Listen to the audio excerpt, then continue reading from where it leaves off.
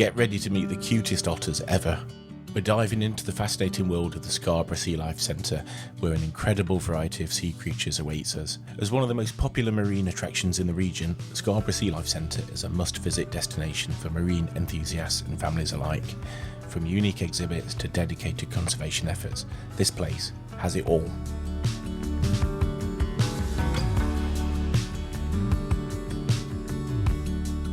Start our journey of oceanic discovery in the Bay of Rays. Here you'll find an assortment of amazing creatures that are native to the UK, including bullhusk sharks and thornback rays. Thornbacks are the most commonly encountered ray in British waters. There are talks and feeding times at various points throughout the day, and you can find this information on the website. I'd arrived just in time for a feeding time and talk about the rays and other native species, and the talks are well worth listening to. Here's a snippet. In here, these are native shark and rays. So you've got your skates, which are what these big rays are. They're not stingrays, they don't have a barb to sting you with. I've had a lot of people come in and say, oh, look at the manta ray. Manta rays are absolutely humongous. Mine are very small in comparison. So these are your skates. These ones are found around the UK shores. These guys, like I said, don't have a barb to sting you with.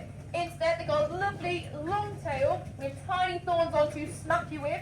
Now, I'm quite small. You guys already know, you can see my stool. But when I'm in this time doing cleaning and getting the eggs out, these guys love to try and smack me with their tails. It's a lot of fun because I'm at the right height where it hurts a lot when it's from the back of your head. So it's a lot of fun working with me. So the Bay of Rays has these cool little portholes at a perfect height for kids to peer through, and the views are crystal clear.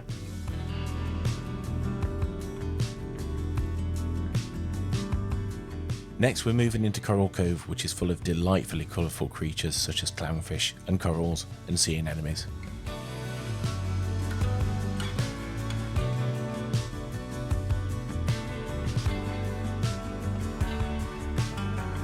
I find the symbiotic relationship between the clownfish and the sea anemones to be really fascinating.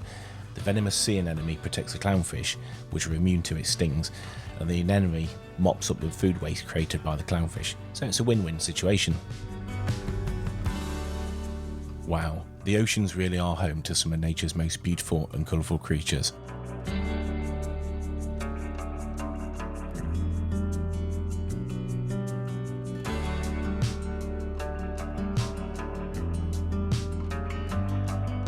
I found this scene so relaxing. It reminds me of my computer screensaver.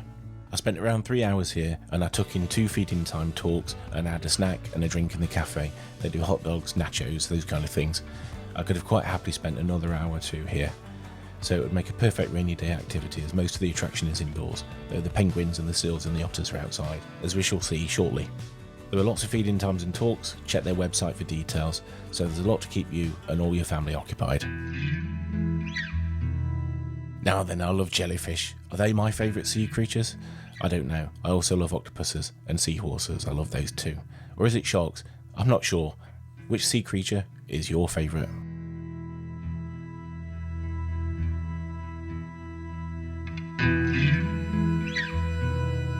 Moon jellyfish. And if ever you see a jellyfish on a British beach, there's a good chance it's one of these. Aren't they stunning?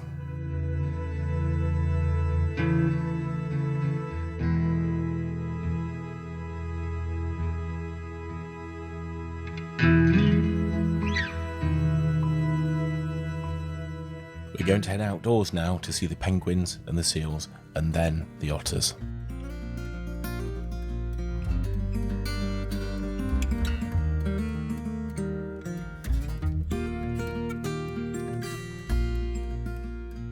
So the penguins know which home belongs to who.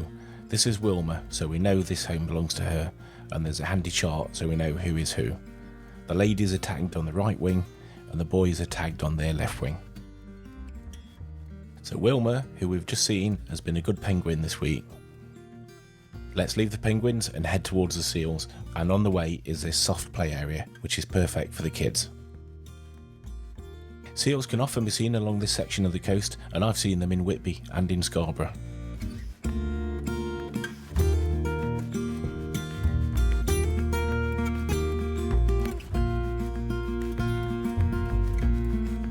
I think it's great to see that some of our money spent visiting here is going towards helping poorly and injured seals, and here are some of the stories of some of the seals they've been helping. I love this one's markings, looks like a leopard skin coat.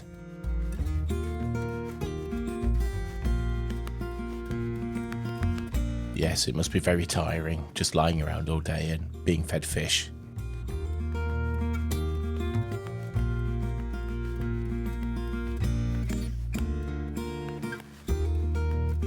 Okay, we've reached the otters. Are they what you came here for? These guys are so cute. There's a male and a female. The male is very old, he's 11, which is very old for this species of otter. They are quite vocal, you'll hear them squeaking away quite a bit actually.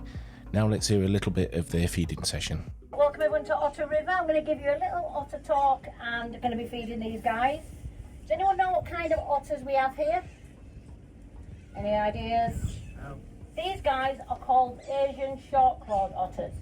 They are the smallest of the otters, and as you can hear, they're also the most vocal of the otters. They've got about 12 different vocalizations, but to us they're just literally telling me to give them food to feed them.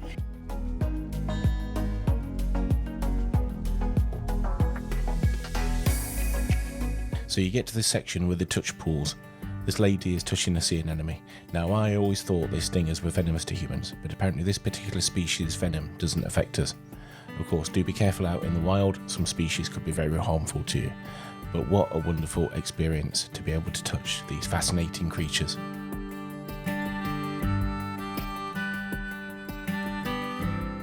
Sharks, do you love or fear them?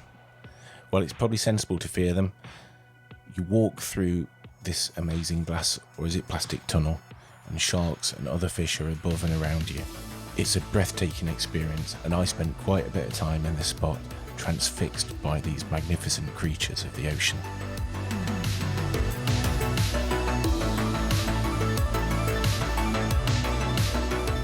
So in order to visit, you do need to book online. Their website makes it very clear that you can't just turn up. The cheapest price I found was £16 for an adult if you specify an arrival time slot, and if you're a parent plus toddler under 5, you get a ticket for the same price of £16.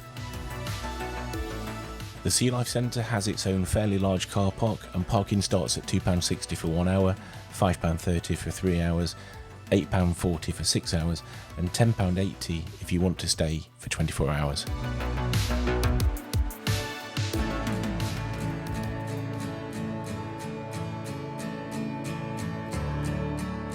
I think I mentioned earlier that seahorses might be one of my favourite sea creatures, though I'm still not sure I can decide. It's just too difficult to decide. But these quirky characters are strong contenders for my top spot. These are sea dragons, which are in the same family of creatures as seahorses, and this species is called weedy sea dragons, and they are found only off the coast of Australia. Well, I hope you enjoyed this, and I hope it's inspired you to visit Scarborough Sea Life Centre. Bye for now.